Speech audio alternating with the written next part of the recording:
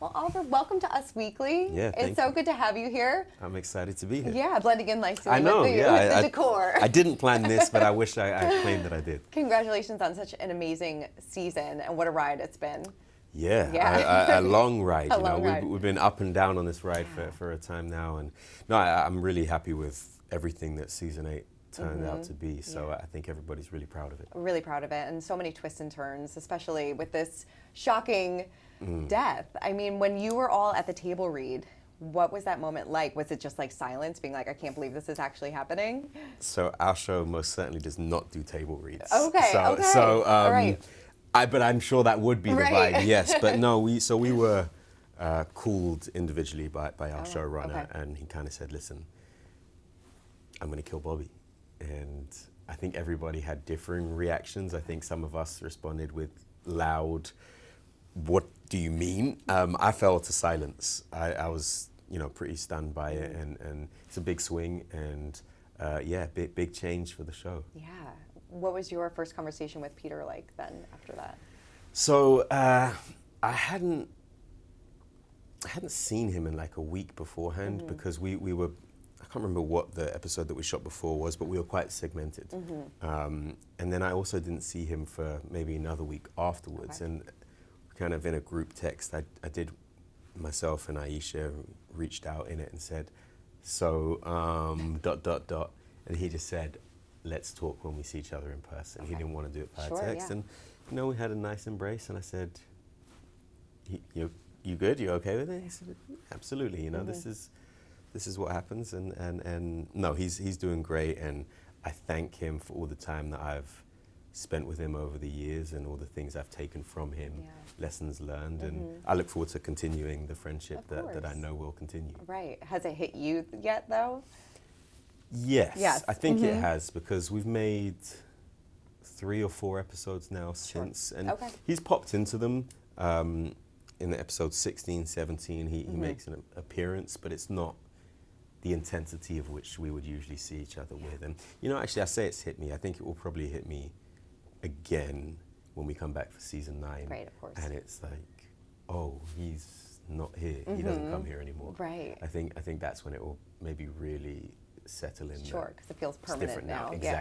Exactly. As an actor, does it make you nervous, knowing that they killed off such a beloved character, and obviously your character is like that too? So now going into season 9, you're like, wait a minute. I think it's good here? to not be too complacent. Right, we should always wonder if there's we can be doing more or working harder. So it doesn't make me consciously nervous, but it is a new thing that the show is now opened up. So make sure you turn up on time and hit your mark and say your lines. Yeah, seriously, I'm not screwing this one up. There you go. Before Bobby dies, he tells Buck they're going to need you. Is that a phrase that's going to probably stick in his brain now going forward? Yeah, I think so. I think he feels like, this was his dying wish, as it were, and he's charged Buck with this task. And it's he was such an instrumental character to the 118, which is the firehouse, and such a strong foundation that removing him has resulted in everybody kind of falling away from each other. And absolutely, I think Buck is going to take it very seriously that, okay, I'm the one that has to do some work to bring everybody back together. Sure, yeah. Do you think that he's ready for that responsibility now that Hen kind of turned down the position? Do you think that he's ready for that? I don't think Buck is trying to make any move in the sense of professionally being the figurehead, like he's not trying to be the captain, but I think more just in a personal sense. And in actual fact, it's not going to be a thing that is only on Buck's shoulders. This is a family, and everybody is going to step up and play their own role in kind of retethering everybody back together. When you read the script and you saw how well Buck initially took the news of the day, that like at the funeral, I went to therapy, I'm okay. Yeah. What was your kind of reaction to that? Well, I don't think it's so much I went to therapy, I'm okay. Right. I think it's more, you're right, that is kind of how it is said. The way that I took it is, we handle grief differently, right? And it comes in waves. And the other thing is, in real life, if somebody close to you dies, it doesn't necessarily mean that life stops around you. There are still things you have to do. There are things you have to handle. And I think that's what Buck saw getting through the funeral service was like, this is our duty. Yeah. And we owe this to him as our captain to turn up and be on. And it's fun finding the little moments of the emotion breaking through, but then it's like, no, but we're here to play the part as kind of dutiful firefighters. So, no, I actually really enjoyed the more stoic approach that Buck took to the whole thing. Is that challenging for you as an actor to kind of balance both all those different emotions? Exciting as an actor. Yeah, right, you know, that's probably you a want better the complex things and to be able to find those little moments. And you know, this is a show that it's a network procedural, but it has always given us these opportunities to play complex things and to feel more than one thing at the same time, which is obviously what we as real people do. Yeah. So it's nice to get to infuse that into the characters as well. Out of all the seasons, what's been your favorite arc for Buck?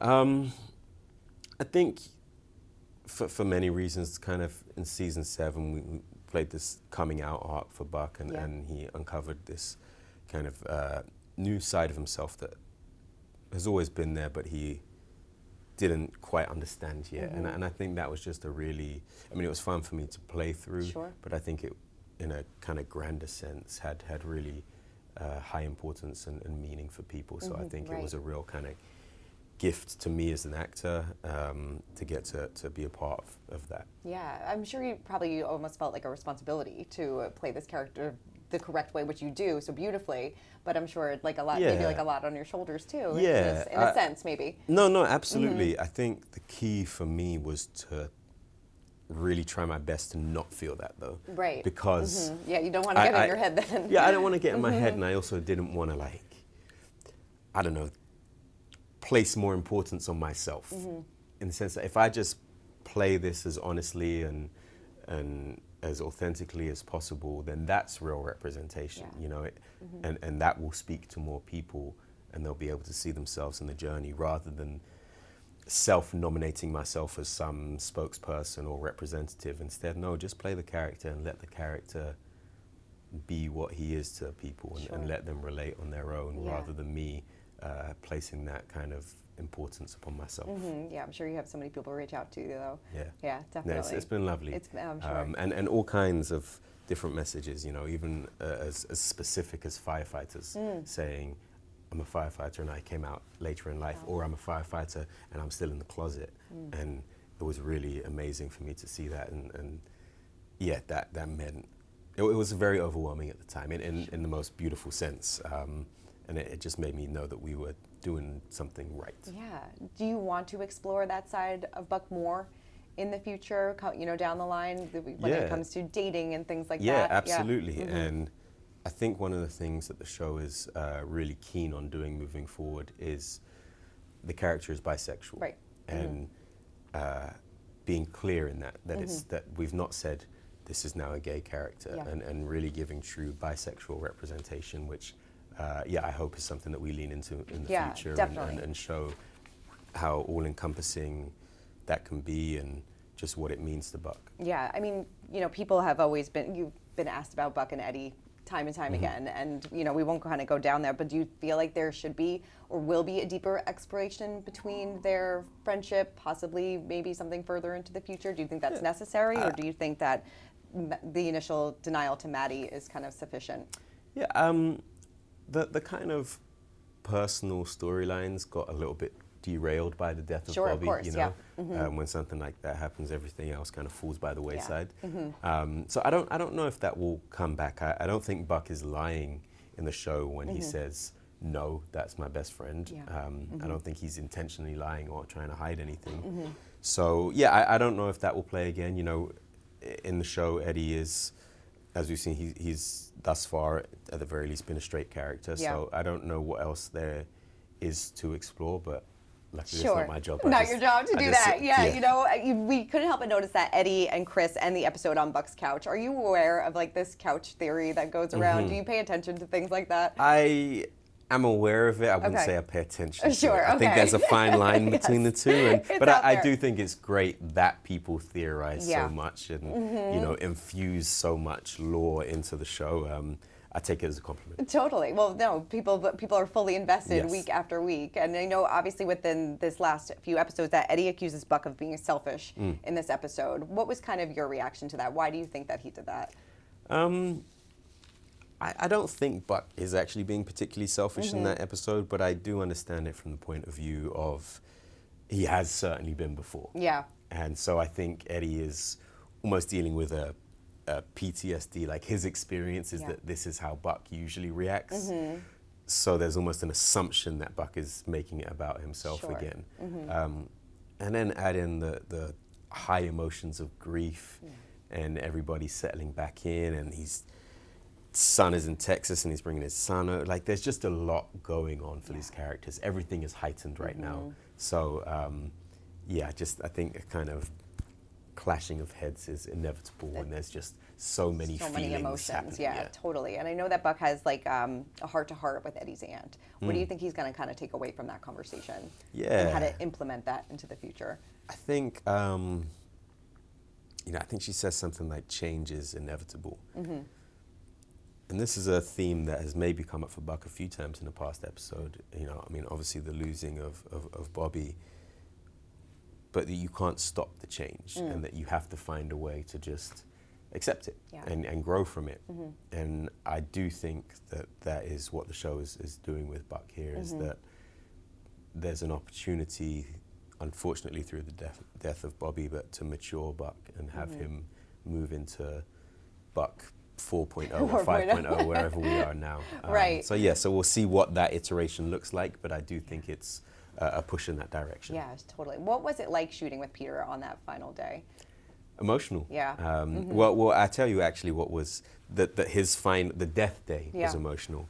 But then we... Is that what you guys called it on set? No, but now, I'm glad we didn't. I feel like that would have been insensitive. But we actually shot the preceding episode after the death episode. Oh, okay. So all right. So it wasn't goodbye yet. No. Okay. And then because the next day we just had a regular scene, but there was actually a really lovely moment on his last... Actually, it wasn't his last day, it was my last day with him. Okay.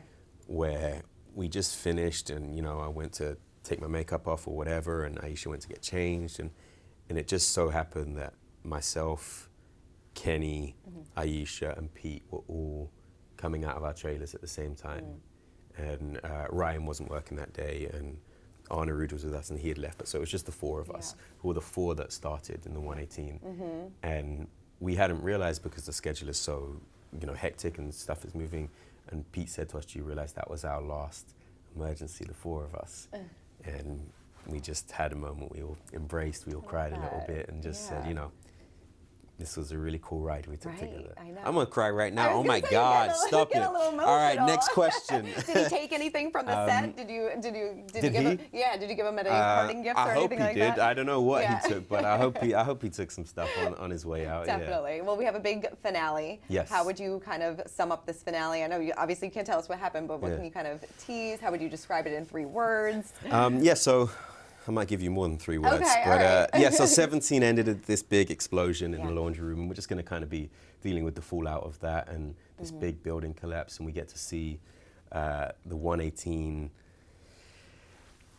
partnered off in different directions and some trapped in different areas, and basically the struggle to, one, get back to each other, but also save everybody that they can along the way. Right. And then typical 911, hopefully end in some kind of nice, hopeful place. Wrap it up and hopefully that's the plan. Nice little bow. Yeah, hopefully that's what we hope for. I feel like we can't deal with any more heartbreak. Yeah, well, that's unfortunately it just keeps on coming. It just the But hits we'll keep coming. see. The We'll hits see. keep coming. I mean, what do you hope? Because obviously the 118 is definitely going to be fractured after what happened. I mean, how do you kind of foresee this going as we enter season 9? So I really genuinely don't know. Yeah. And I'm excited to see what it looks like, whether a hen or a chimney becomes captain, or if they bring somebody new in, which in itself can throw up some new dynamics. Sure. I don't really want to speak too much on because I just don't know, and I'm really excited to see what this next version of the show, this kind of new era that it will have to step into, shapes out to be. Definitely. And when it's time for you to say goodbye to 911, how do you feel like Buck is always going to stay with you? Do you feel like it's going to be a hard person to kind of sure. separate from?